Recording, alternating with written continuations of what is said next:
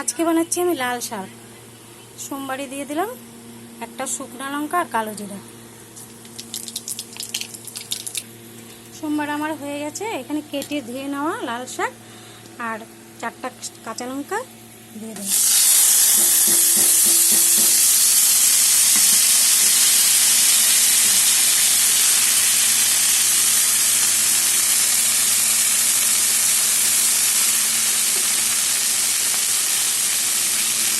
দিয়ে দিলাম হলুদ,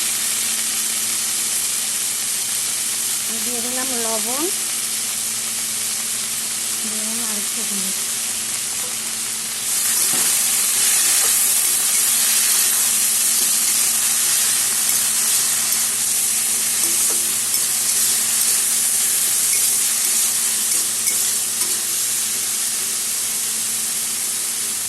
শাকটা আমার মোটামুটি হয়ে গেছে, জল শুকিয়ে গেছে। এখন দিয়ে দেবো ভেজে রাখা তিল। ভেজে রেখেছিলাম তিল আর টেস্টের জন্য চিনি। আজকে বানালাম লাল শাকটা তিল দিয়ে।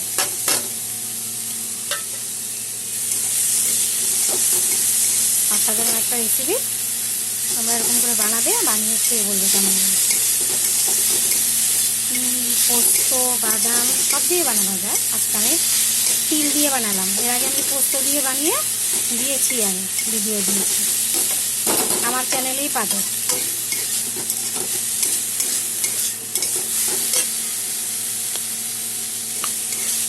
আমার শাক হয়ে গেছে, লাল শাক। তোমরা এরকম করে বানিয়ে খাবে, খেয়ে বলবে কেমন হয়েছে। লাইক করবে, কমেন্ট করবে, শেয়ার করবে, সাবস্ক্রাইব করে পাশে থাকবে। Thank you.